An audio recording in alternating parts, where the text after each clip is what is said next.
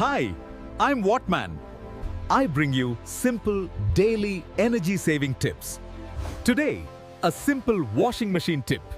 നമ്മൾ പുറത്തു പോകുമ്പോൾ ധരിക്കുന്ന നല്ല വസ്ത്രങ്ങൾ ആദ്യം വാഷിംഗ് മെഷീനിൽ കഴുകണം. അവസാന റൗണ്ടിലെ വെള്ളം പുറത്തേക്ക് കളയരുത്. This water can be reused for washing of home wearing clothes. ഇങ്ങനെ ചെയ്താൽ വെള്ളവും ഊർജവും രണ്ടും ലാഭിക്കാം. I will show you how this can be done. ഞാൻ ഈ കാണിക്കുന്നത് ഒരു ഫുള്ളി ഓട്ടോമാറ്റിക് വാഷിംഗ് മെഷീനാണ്. ഇതിൽ നല്ല വസ്ത്രങ്ങൾ ഇട്ടതിനു ശേഷം പവർ ഓൺ ചെയ്യുക. തുണികളിലെ അഴുക്കിന്റെ തോതനുസരിച്ച് നിങ്ങൾക്ക് മോഡ് സെലക്ട് ചെയ്യാവുന്നതാണ്.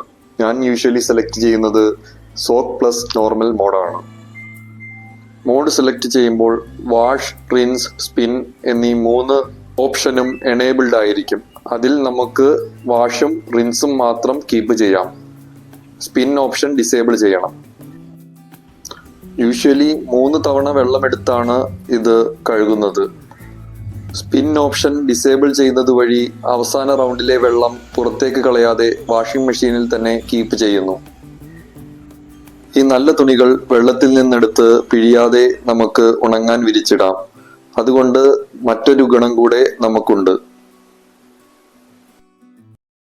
നല്ല വസ്ത്രങ്ങളിൽ നിന്ന് വെള്ളം പിഴിഞ്ഞ് കളയാത്തതിനാൽ ഇസ്തിരി ചെയ്യുന്നതിനുള്ള ഊർജ്ജ ചെലവും കുറയും.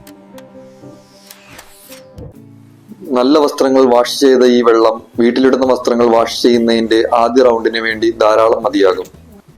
അതിനായി വസ്ത്രങ്ങൾ ഇട്ടതിനു ശേഷം ആവശ്യത്തിന് മാത്രം ലിക്വിഡ് സോപ്പ് ഒഴിക്കാം. വീണ്ടും നമുക്ക് soap plus normal mode choose ചെയ്യാം.